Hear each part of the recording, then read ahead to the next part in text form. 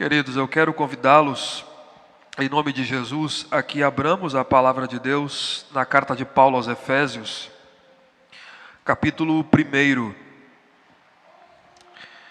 E hoje nós faremos a leitura dos versos 15 a 23. Encerraremos o capítulo 1 da nossa série de mensagens nesta epístola tão rica, que é uma epístola eclesiológica, fala a respeito abundantemente da igreja. Um dos escritos do Novo Testamento que mais trata a respeito do assunto. E nós já vimos muita coisa até aqui. E estamos apenas no primeiro capítulo. Vamos fazer a leitura então. Nós queremos saudar mais uma vez aqueles que nos visitam nessa manhã, aqueles que nos acompanham pelo nosso canal no YouTube, a Igreja do Senhor. Vamos com temor e tremor lermos a Escritura Sagrada.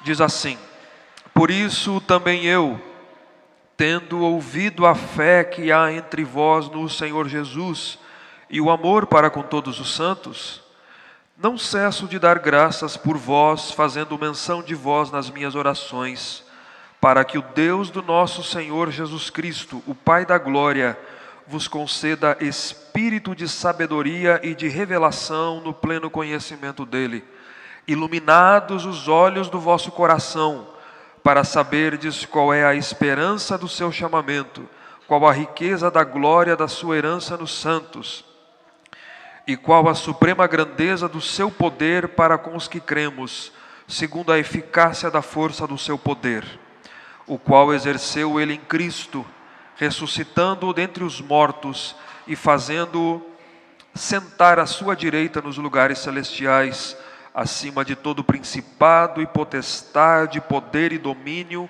e de todo nome que se possa referir, não só no presente século, mas também no vindouro. E pôs todas as coisas debaixo dos pés, e para ser o cabeça sobre todas as coisas, o deu à igreja, a qual é o seu corpo, a plenitude daquele que a tudo enche em todas as coisas. Até aqui a leitura da palavra de Deus.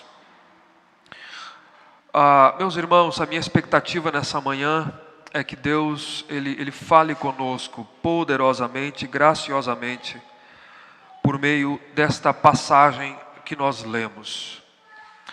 Está muito claro a respeito do que Paulo está tratando aqui, e fica mais claro ainda à luz do seu contexto, do que nós estamos estudando até aqui.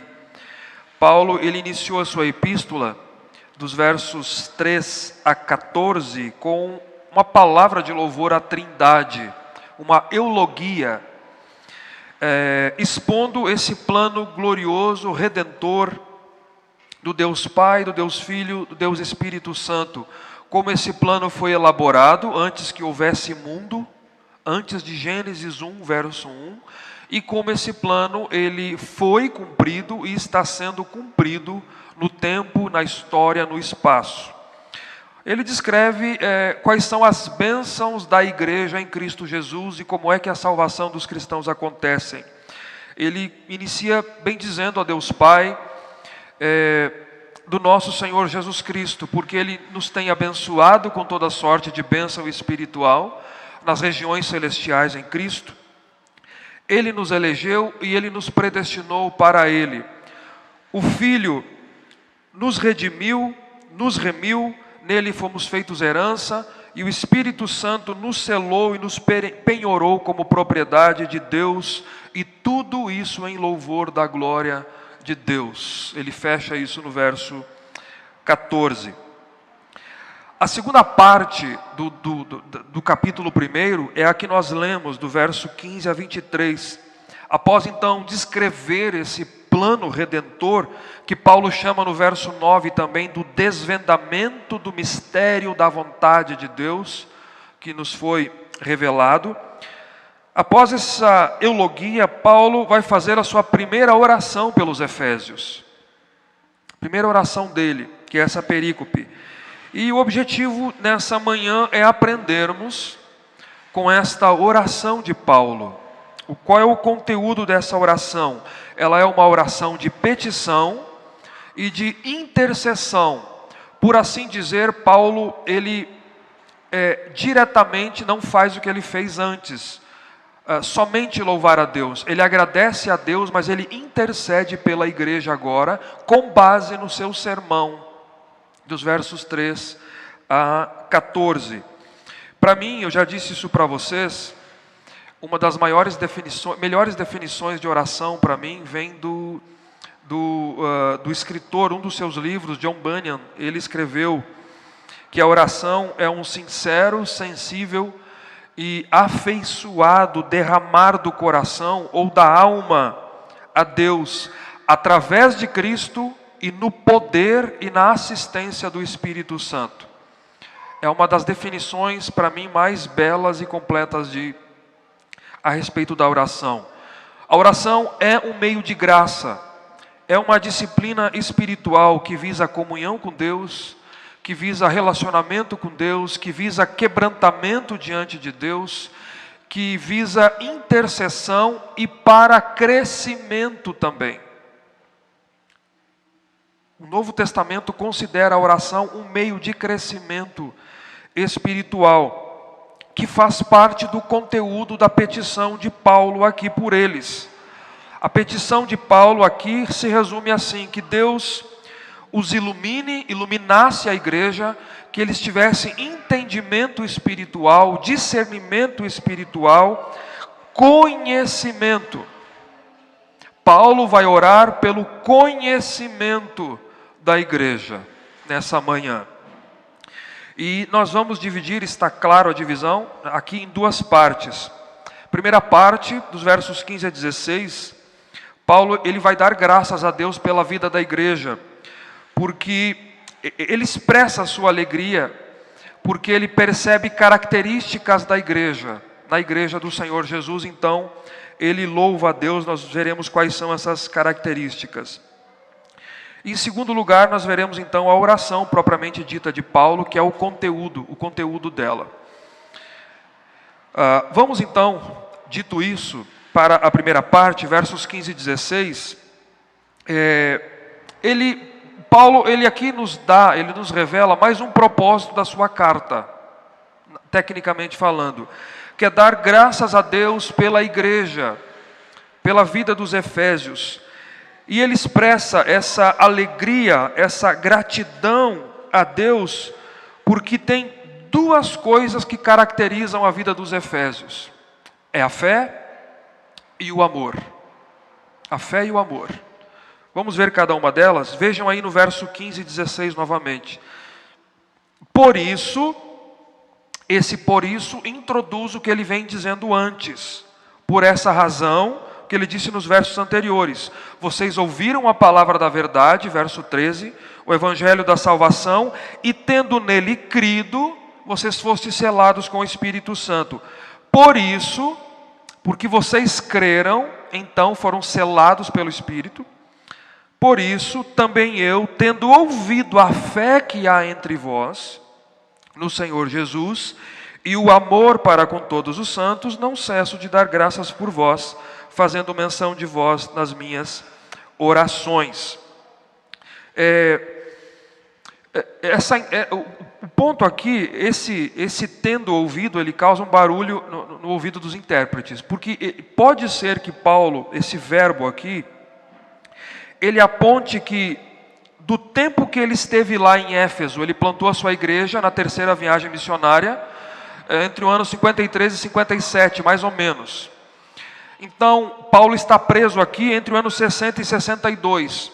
Entre a estadia de Paulo em Éfeso e o escrito desse documento são mais ou menos 5 anos. Então, alguns intérpretes acham que a igreja nesse tempo de 5 anos ela cresceu, ela se desenvolveu desde a última estada de Paulo lá, e Paulo não conhecia muitos cristãos da cidade desde que ele saiu de lá. Então Paulo ele ouviu, tendo ouvido, a fé que há entre vós no Senhor Jesus e o amor para com todos os santos. Então por isso que está aqui, tendo ouvido. A primeira característica que que define a igreja dos Efésios aqui, e ele louva a Deus por isso, é a fé que há entre vós no Senhor Jesus. Essa fé é a fé genuína. Essa fé é a fé autêntica, é a fé verídica, é a fé descrita no verso 13. Em quem também vós, depois que ouviram a palavra da verdade, o evangelho da salvação, e tendo crido, é essa fé aqui, na pessoa do Senhor Jesus, por meio da pregação da palavra da verdade e do evangelho da salvação. É a fé salvadora, é a fé que é pela graça, que Paulo vai dizer no capítulo 2, verso 8, nós vamos chegar lá, e que ele descreveu em todo dos versos 3 a 14. É a fé bendita, porque é uma fé que é oriunda na eleição do Pai, na mediação de Jesus Cristo, que morreu pelos pecados daqueles que o Pai elegeu na eternidade, e que o Espírito Santo selou para o dia da redenção. Essa é uma fé verdadeira, e essa fé é pela graça, através do método de Deus, que é a pregação do evangelho da verdade. Por isso que Paulo louva a Deus pela igreja. Ele agradece a Deus. Eu não cesso de dar graças por vocês, porque eu tenho ouvido a fé que há em vocês no Senhor Jesus. Nós temos que entender isso, queridos. Isso tem que ficar claro à medida que nós vamos lendo a carta de Paulo aos Efésios e todo o Novo Testamento. Essa fé não é uma fé intrínseca do homem. Essa fé não é uma fé inerente ao homem. Essa fé é um dom de Deus. Capítulo 2, versos 8 e 9. Vamos chegar lá, semana que vem, domingo que vem. Pela graça sois salvos, mediante a fé. E isto não vem de vós. Isto o quê? A fé, que é o precedente, mais perto. É dom de Deus. E não vem das obras, para que ninguém se glorie. Essa fé é dom de Deus. João Calvino, no seu livro, no terceiro livro das Institutas da Religião Cristã, ele define brilhantemente a natureza dessa fé. Veja o que João Calvino diz, abre aspas. Essa fé é um conhecimento estável e específico da vontade divina em relação a nós. Foi revelado a você a vontade de Deus em relação à sua vida, a qual, estando baseada na verdade da graciosa promessa em Cristo, é ao mesmo tempo revelado em nossas mentes e selado em nossos corações pelo Espírito Santo. E a fé é um conhecimento da vontade de Deus e sua obra em relação a nós, alcançado por intermédio da sua palavra. Que é o que Paulo diz aqui. Foi revelado a nós o mistério da sua vontade. Hoje você conhece o plano de Deus em relação à sua vida. Você sabe que o Pai elegeu você, que o Filho morreu pelos seus pecados e que você foi selado e penhorado pelo Espírito Santo da promessa. É algo que foi dado, que foi de graça nos dado. E Paulo diz, eu louvo a Deus, eu dou graças a Deus pela fé que há entre vocês, no Senhor Jesus. Segundo, Paulo agradece a Deus pelo amor para com todos os santos. E o amor para com todos os santos, ainda no verso 15. Eu dou graças a Deus pelo amor que eu ouço que tem no meio da igreja. Esse amor que vocês demonstram uns para com os outros. Em toda parte. Paulo ouve falar que a igreja era caracterizada por esse amor mútuo, esse amor desprendido um pelo outro. Desde que ouvir falar disso, verso 16, não cesso de dar graças por vós, fazendo menção de vocês nas minhas orações. Quando a notícia chega a Paulo a respeito da fé genuína no Senhor e do amor fraternal, gratidão invade o coração de Paulo, e ele agradece a Deus, ele louva a Deus, porque Deus está operando na vida da igreja, e a igreja manifesta essa operação do Espírito Santo em fé verdadeira e em amor fraternal. Eu não cesso de dar graças a Deus por vocês. Queridos, essas são virtudes que devem caracterizar homens e mulheres de Deus. Fé e amor. Jovens de Deus. Nós precisamos de homens e mulheres, jovens de Deus, que creem firmemente, solidamente no Senhor Jesus, que não se abalam. Cristãos, homens e mulheres que amem uns aos outros, sem distinção, sem parcialidade alguma, que se doam uns pelos outros, que abram mão dos seus próprios interesses em favor dos outros, que abram mão das suas razões por causa da consciência do outro. É um amor demonstrado. Amor na Escritura não é sentimento. Amor é atitude. Eu decido amar, porque Cristo me amou. A mídia, vocês sabem disso, trata amor como sentimento, mas não é sentimento. É atitude, é uma posição que eu tomo em Cristo, por meio de Cristo, para com os irmãos. Nós precisamos disso. Segundo, a exemplo de Paulo, se alegre, dê graças a Deus por aquilo que Deus tem feito na vida dos irmãos. Quando você ouve que o irmão está crescendo na fé, no Senhor Jesus, está amadurecendo, quando tem atitudes de amor, de abnegação um para com o outro, se alegre no Senhor, se alegre pela vida do outro. Eu já preguei essa passagem algumas vezes. Essa vez aqui, me veio à mente uma coisa, não tinha me vindo ainda.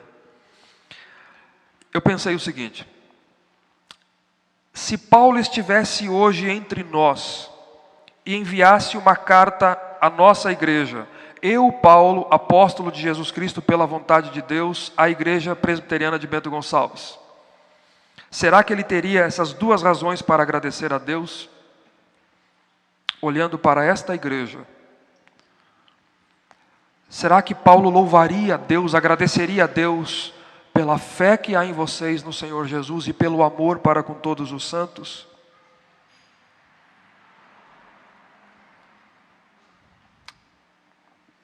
Ele diz: eu agradeço a Deus, porque eu sei, eu conheço a vida de vocês. E ele diz aqui, você perceba, eu queria que você atentasse para um detalhe: fazendo menção de vós nas minhas orações. Essa expressão de gratidão de Paulo aqui, e a sua oração pelos Efésios, ela é mais notável à luz das circunstâncias em que foram escritas. Paulo é um prisioneiro. Paulo está preso. E Paulo, mesmo preso e com o risco de ser sentenciado à morte, a tradição da igreja diz que não. Ele foi liberto, fez mais uma viagem missionária e depois foi preso novamente, na segunda prisão, e foi decapitado na Via Ápia em Roma. Mas aqui ele não sabia. Ele não sabia. A sua morte é no ano 67. Aqui entre 60 e 62. E mesmo assim, nessa primeira prisão, Paulo diz: quando eu ouço falar da vida da igreja, isso me alegra. Eu louvo a Deus, eu agradeço a Deus por aquilo que eu vejo na vida da igreja. E perceba, com regularidade, ele diz: eu não cesso de fazer isso. Eu não cesso, com regularidade. A luz da circunstância torna mais vívida a vida de Paulo. Esse deve ser um modelo. Então, para o cristão, resumindo a primeira parte, quando Paulo ouve a fé dos irmãos e o amor entre eles, isso produz ação de graças na vida do apóstolo. Mas também produz petição a Deus.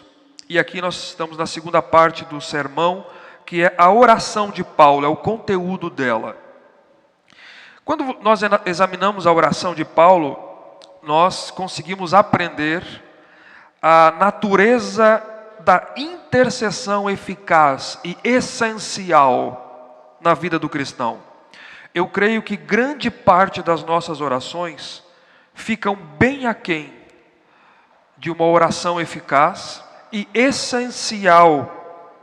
São desfocadas daquilo que é essencial. Grande parte da oração dos cristãos hoje em dia.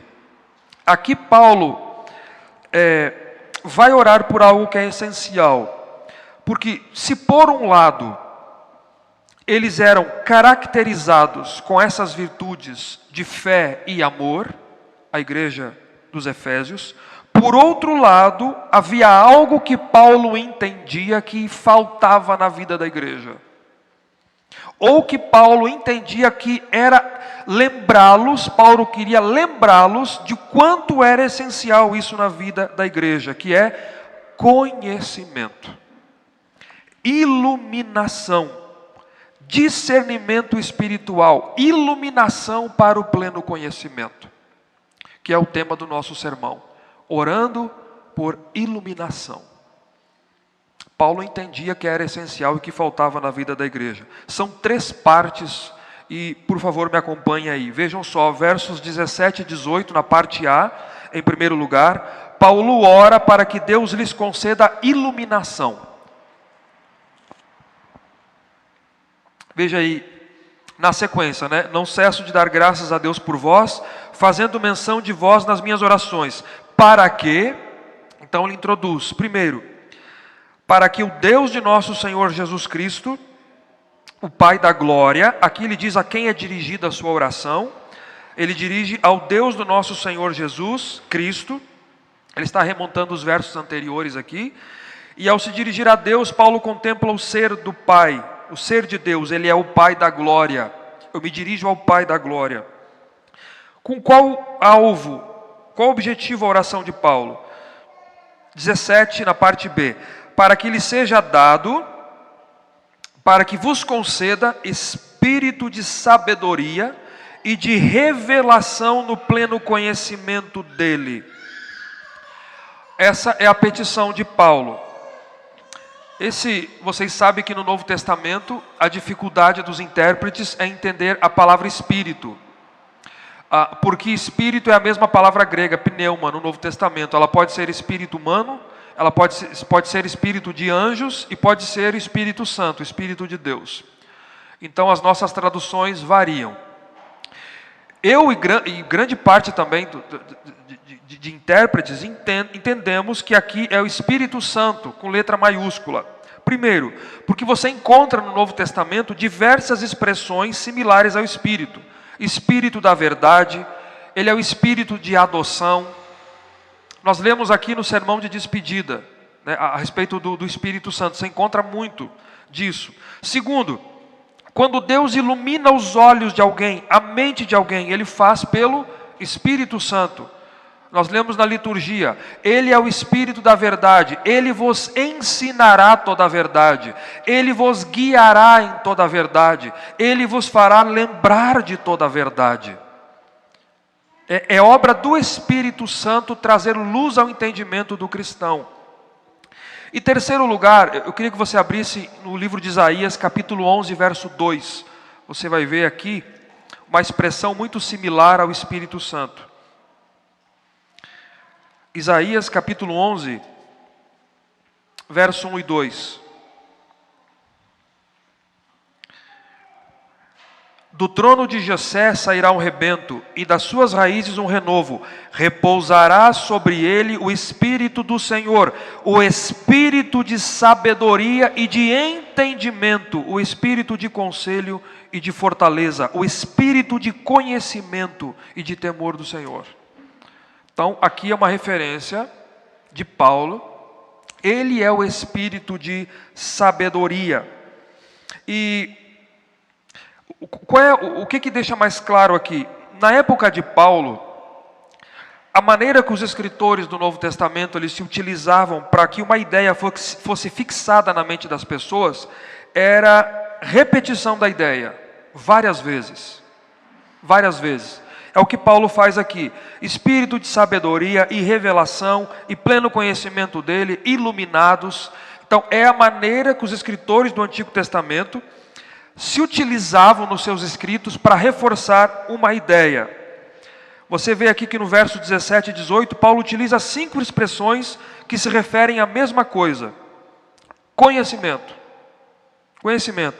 Espírito de sabedoria, de revelação, conhecimento, iluminados os olhos do vosso coração. São 5 expressões que dizem a mesma coisa. Então fica claro o pedido de Paulo por eles, para que eles entendam, para que eles conheçam, para que a igreja tenha conhecimento.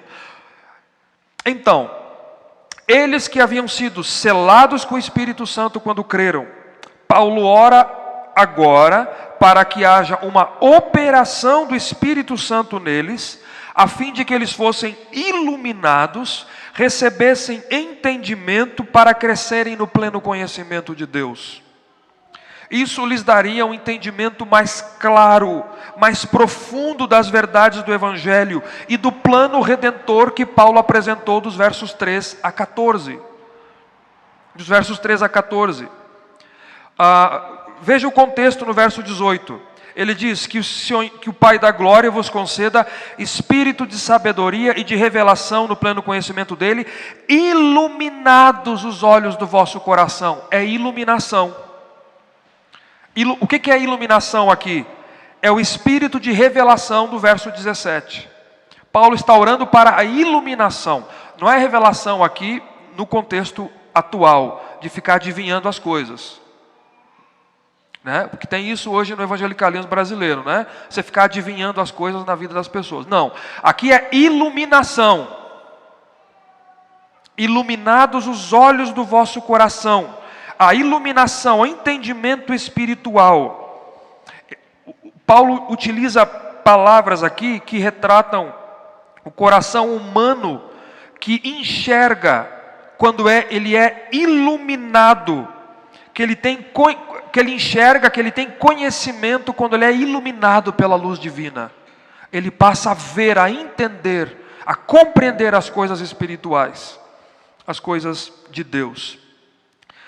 Para que eles sejam então iluminados na mente, no coração, compreendam, tenham motivação para adorar a Deus pelo seu plano bendito, maravilhoso, e para que continuassem amando uns aos outros e servindo uns aos outros.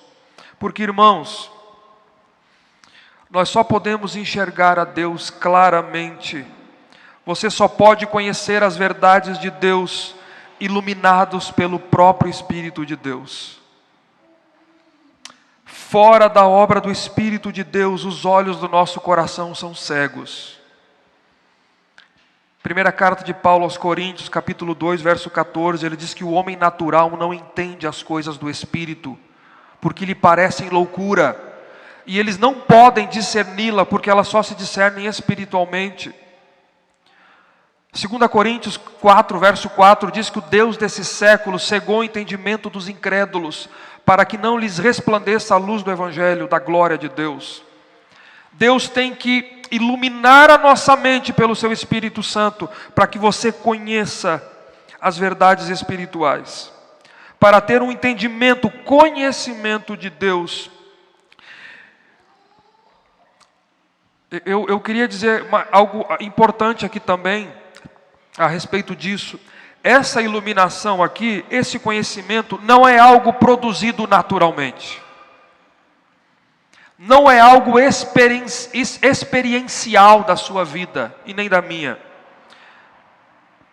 Ele não vem de uma fonte natural, esse conhecimento aqui, ou experiencial. Ele vem do Espírito Santo de Deus, Espírito de sabedoria e revelação. Ou Deus abre a sua mente para você compreender as coisas de Deus, ou você nunca poderá compreender. Nunca. Nunca poderá entender, conhecer.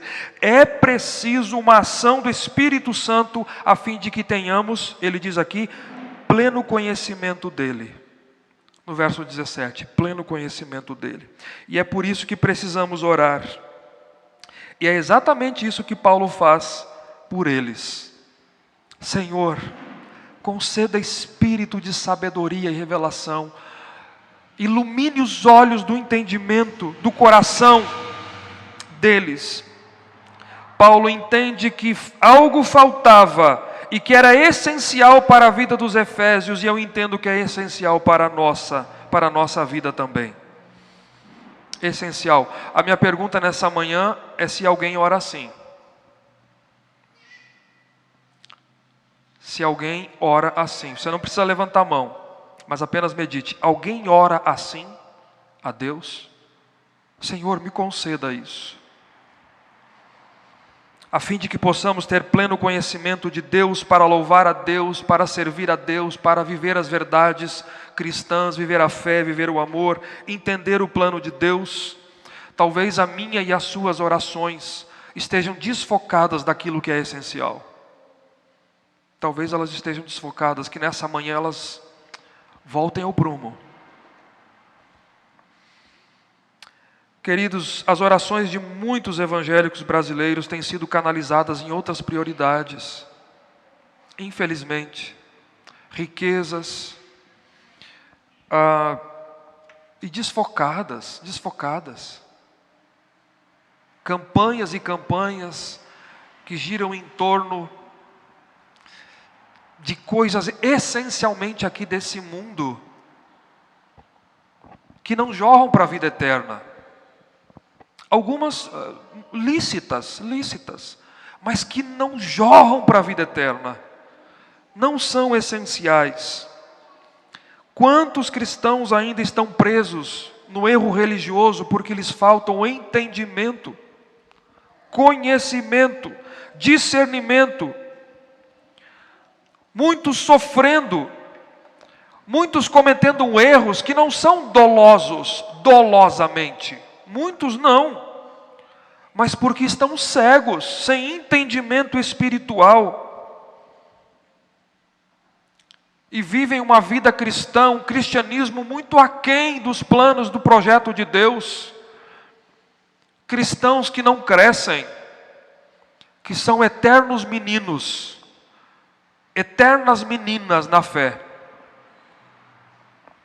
Não crescem, falta iluminação para o pleno conhecimento de Deus, mas falta oração. Não oram,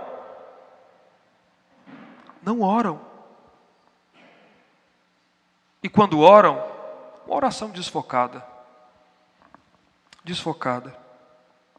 Essa é a primeira parte da petição de Paulo. Paulo ora por iluminação para o pleno conhecimento de Deus e das verdades eternas. Segundo, verso 18, a parte B e 19, Paulo explica o propósito dessa iluminação. O que em conteúdo eles precisam conhecer então? E ele ora por iluminação para que eles conheçam 3 coisas. Vejam aí. Primeiro, verso 18, parte B. Para saberdes qual é a esperança do seu chamamento. Essa é a primeira. Que Deus conceda espírito de sabedoria, de iluminação, do pleno conhecimento dEle, para que vocês conheçam qual é a esperança do seu chamamento. Vocês foram chamados para ser de Cristo, foram selados pelo Espírito da promessa, são propriedade exclusiva de Deus, herança de Deus, eleitos de Deus para serem santos e irrepreensíveis perante Ele. A esperança do nosso chamado está em Cristo e ela jorra para a vida eterna. Essa é a esperança do nosso chamamento, a vida eterna, que é comum a todos aqueles que foram chamados. Para isso fomos chamados. Essa é a nossa vocação de sermos filhos de Deus, a vida eterna. E essa esperança está solidamente fundamentada. Verso 13, na vocação interna eficaz do Espírito e no selo do Espírito. E verso 14, nas promessas infalíveis. Ele é o penhor da nossa herança. Não é algo solto no ar, ela está solidamente fundamentada. Por isso Paulo diz, nós precisamos conhecer. Efésios, eu oro a Deus por vocês, para que vocês conheçam a esperança para a qual Ele nos chamou. Senhor, revela a eles iluminação, espírito de sabedoria, para que eles entendam isso, conheçam a vocação para a qual eles foram chamados, de serem filhos de Deus, eleitos de Deus, selados pelo Espírito de Deus e chamados para a vida eterna. Revele isso a eles. Segunda, propósito do conhecimento. Iluminação para que eles conheçam, ainda no verso 18, na última parte, para saberdes qual a riqueza da glória da sua herança nos santos. É uma frase difícil de Paulo aqui. A riqueza da glória da sua herança nos santos. O que Paulo está dizendo, resumindo, é o seguinte: assim como o chamamento é de Deus, a herança também é dele. Porque ele havia dito antes, nós fomos feitos herança de Deus, no verso 11. Então, o Deus que nos chama para a salvação e a vida eterna, a herança também é dele. Talvez Paulo estivesse pensando nas riquezas que acompanham a salvação dos eleitos, particularmente aquelas que são concedidas no final dos tempos. Elas são uma herança, porque elas são fruto da graça de Deus dadas àqueles que Ele chamou. Mas, muito provavelmente, o pronome aqui, o pronome sua herança, que ele diz aqui, qual a riqueza da glória da sua herança, é um pronome possessivo. Então, a herança é de Deus. Para que vocês conheçam, para saberdes qual a riqueza da glória da sua herança. Herança de Deus, se refere a Deus. Ela é de Deus. Nós somos a herança de Deus. Você é a herança de Deus, que é o mesmo pronome possessivo ali no verso anterior. A esperança do seu chamamento. O chamamento é de Deus. Então a herança que somos nós, somos de Deus também. Paulo ora para que vocês entendam. Que Deus traga iluminação ao coração de vocês. Espírito de sabedoria. Para que vocês entendam que são heranças de Deus. Chamados por Deus.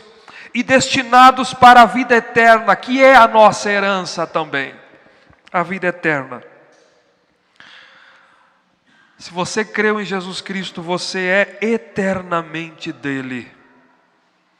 Você é eternamente dele. Você pertence a ele. Em Cristo somos herança. Neles encontramos a verdadeira esperança e as verdadeiras riquezas da glória de Deus. Que eles conheçam isso, Senhor. Paulo ora. E terceiro, verso 19, para saberdes qual a suprema grandeza do seu poder. Para que Paulo ora por iluminação? Para que a igreja compreenda, entenda a grandeza do poder de Deus para com os que cremos, para com aqueles que creem, segundo a eficácia da força do seu poder. Uma palavra grega forte, aqui, dinamels, ou dinamels, que eu vou tentar resumir aqui. Essa segunda parte aqui, para saberdes qual é a suprema grandeza do seu poder para com os que cremos, segundo a eficácia da força do seu poder, não acrescenta nada. Não acrescenta nada no texto. São termos diversos que designam a mesma ideia. É a mesma ideia aqui, poder. Que Deus vos conceda iluminação para que vocês conheçam o poder. O poder. Esse poder. Que está ligado aos versos anteriores. Esse poder supremo que Paulo quer que os efésios conheçam, foi esse poder que os chamou.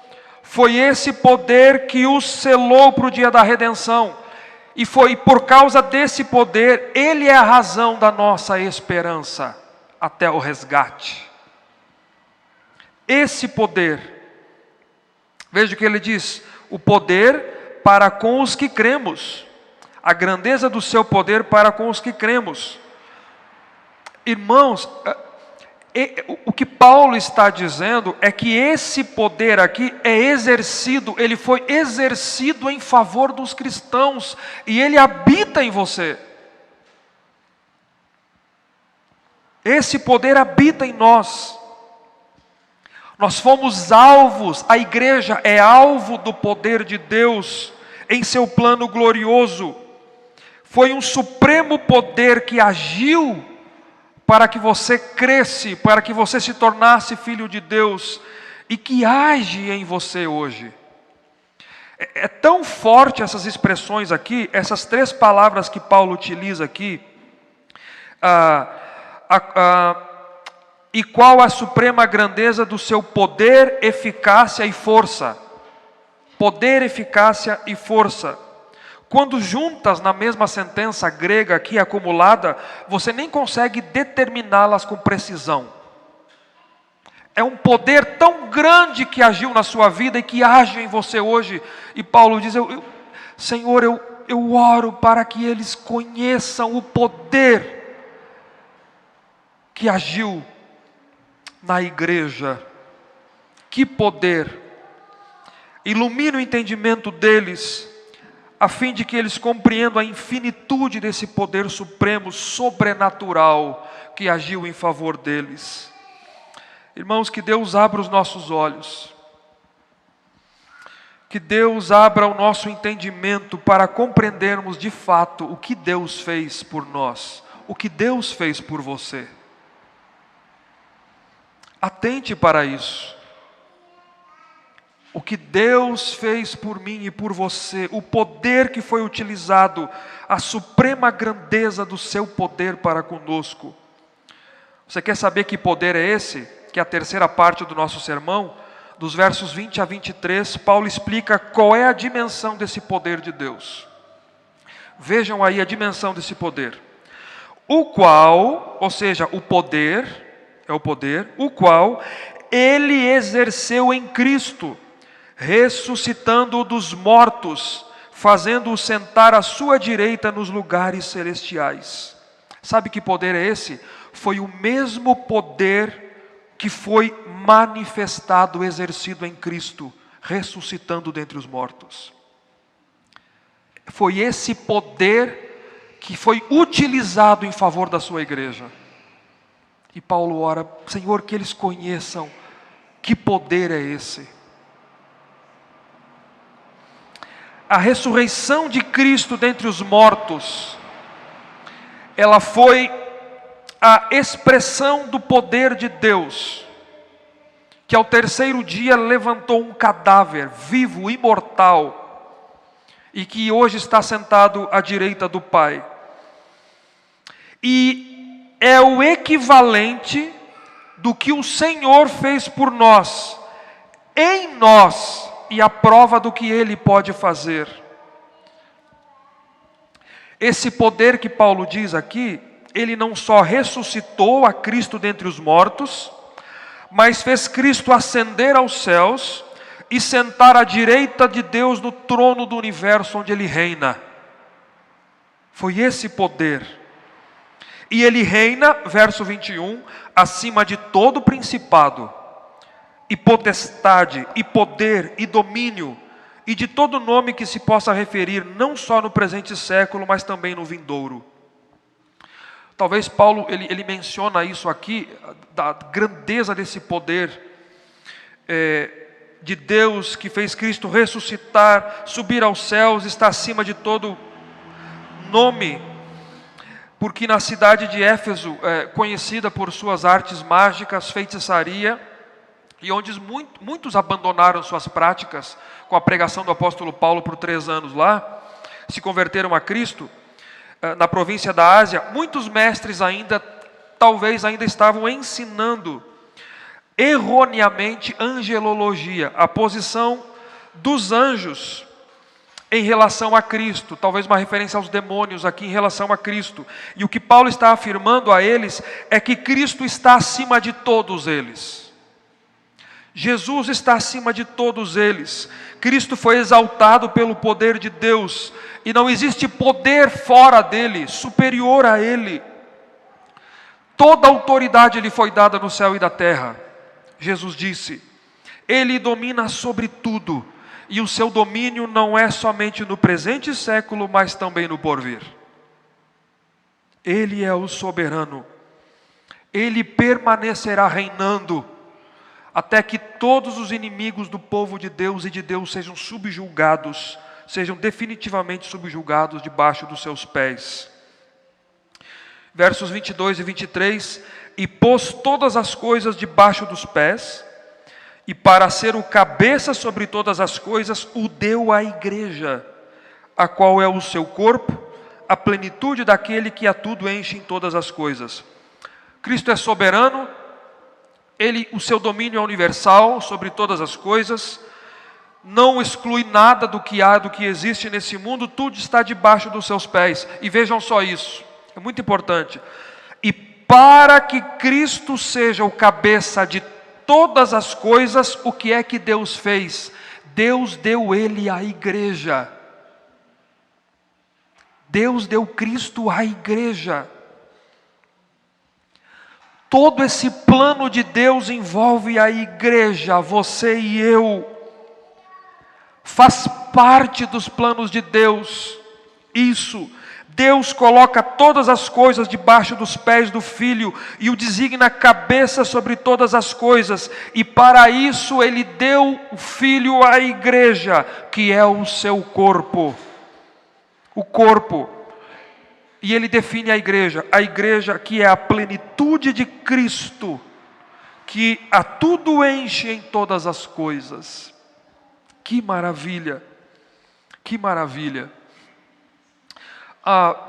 É preciso deixar claro que o alvo de Paulo aqui não é falar especificamente de Cristo, mas é utilizar o que aconteceu com Cristo como ilustração do poder que foi exercido nele. Esse é o ponto de Paulo aqui. Foi esse poder que fez isso com Cristo, esse é o ponto, atua e atuou em nós, na igreja. É uma ilustração de Paulo. Por isso Paulo diz: eu oro sem cessar, para que vocês conheçam esse poder, para que vocês entendam que poder atuou em favor de vocês. Meus irmãos, eu gostaria de concluir aqui com algumas coisas que eu considero extremamente importantes com essa passagem aqui de Paulo, na sua primeira oração pelos Efésios. Agora você pode entender por que é que Paulo dá tanta ênfase à oração, para que a igreja tenha esse conhecimento. A igreja precisa desse discernimento, desse entendimento. Senhor, revela a eles. Concede espírito de sabedoria, de iluminação para o pleno conhecimento. Sim, Senhor, iluminação para o pleno conhecimento, para que eles entendam qual é a esperança do seu chamamento, ser santos de Cristo, chamados para a vida eterna, qual é a riqueza da glória da sua herança nos santos, somos herança de Deus, gloriosa de Deus, e qual a suprema grandeza do seu poder para conosco, os que cremos. Poder que ressuscitou a Cristo dentre os mortos e o fez assentar à direita de Deus nos lugares celestiais, de onde Ele reina para todo sempre. Que eles conheçam isso.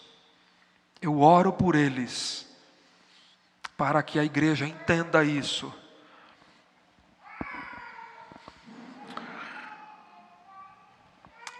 Me ensinaram, algumas aplicações aqui, me ensinaram há 23 anos atrás, quando eu fui alcançado pela graça de Deus, que se aprende a orar orando.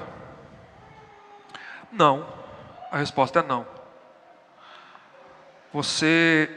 Eu descobri que você se aprende a orar com a Escritura,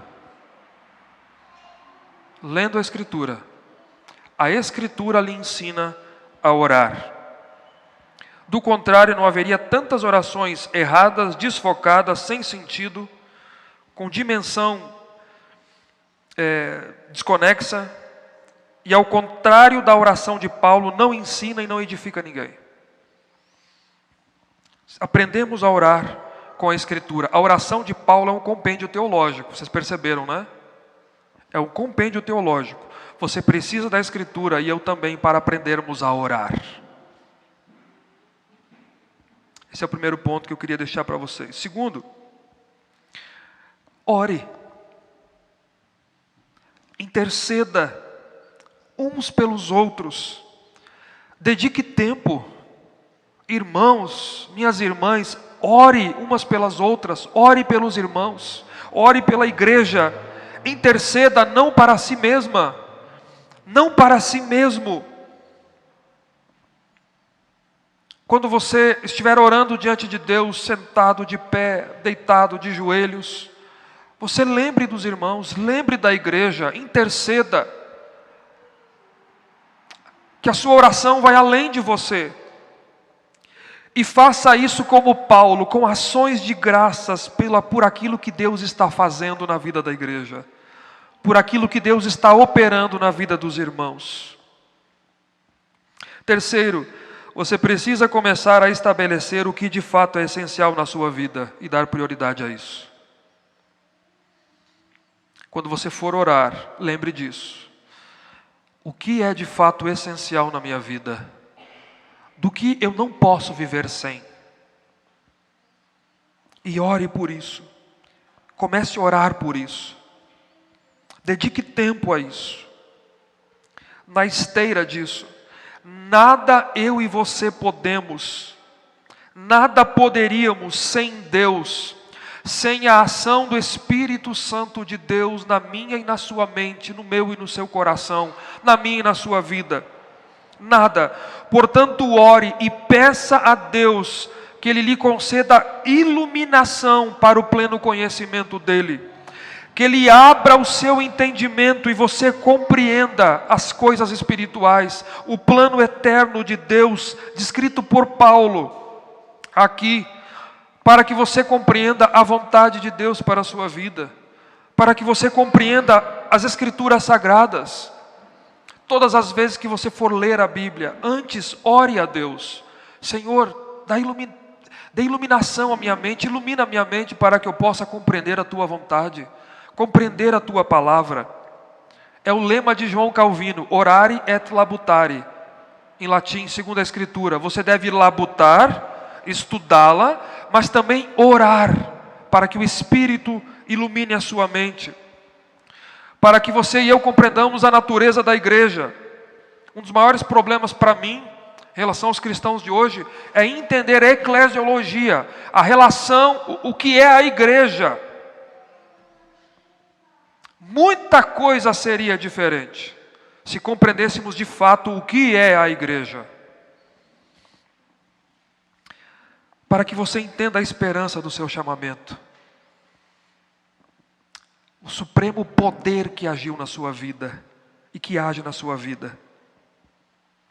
Eu queria lhe ensinar algo aqui, aproveitar essa ocasião. Uma sólida teologia, ela compreende, isso vai em contra a muita coisa que talvez você ouviu. Talvez, mas eu gostaria de dizer isso. Uma sólida teologia compreende a obra do Espírito no processo de revelação e de interpretação da Bíblia em 3 períodos distintos. A obra do Espírito em relação ao processo de revelação e na interpretação da Escritura. Primeiro processo, 3 períodos. Primeiro período, revelação. Deus outrora falou aos pais por meio dos profetas, de muitas formas, de muitas maneiras, aos pais pelos profetas. Deus falou diretamente ao povo com revelações, sonhos, visões, manifestações, teofanias da parte de Deus. Foi revelação aos profetas e aos apóstolos. Segundo, essa revelação vem a inspiração. Foi registrado na Escritura, os homens santos de Deus, apóstolos e profetas, registraram inspirados pelo Espírito Santo. Terceiro período, iluminação. Hoje nós estamos nesse período, nessa fase. Nós oramos a Deus por iluminação, para que nós compreendamos aquilo que foi dado por revelação e foi registrado na Escritura por inspiração.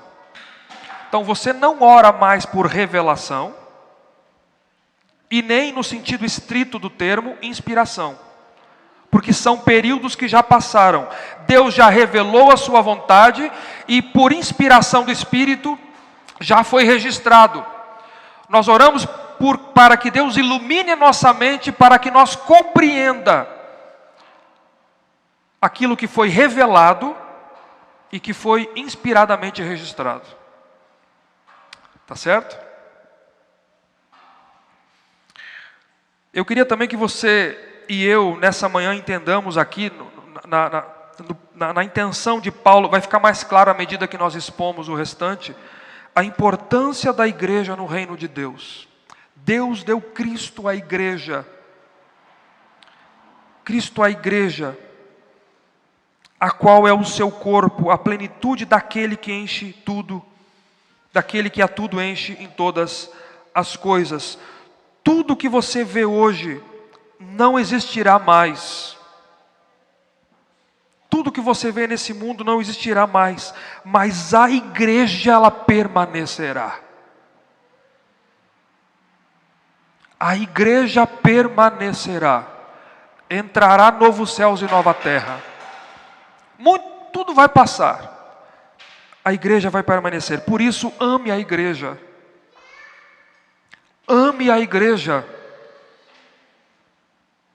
Você não pode dizer que ama o noivo e despreza a noiva. Você não pode dizer que ama o noivo e não ama a sua noiva. Faça isso para o noivo para ver. Não pode.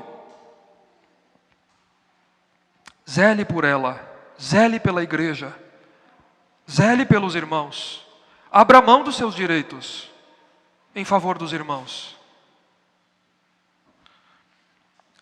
E por último, no Novo Testamento, agora um pouco mais geral, a grande ênfase desse poder de Deus operado em favor da igreja tinha um propósito. Jesus falou antes do Pentecostes, 10 dias antes. Sermos testemunhas a respeito de Jesus Cristo. Esse poder habita em você, porque o Espírito Santo veio, e Jesus disse, nós lemos na liturgia, Ele estará em vocês para sempre. Esse poder, nós somos capacitados pelo mesmo poder que ressuscitou a Cristo dentre os mortos, para testemunhar a respeito daquele que ressuscitou dentre os mortos. Nós fomos chamados para sermos testemunhas da ressurreição de Jesus Cristo, para perdão de pecados. Portanto, testemunhe, pregue o Evangelho, sirva ao Senhor. Em nome de Jesus, que Deus nos abençoe.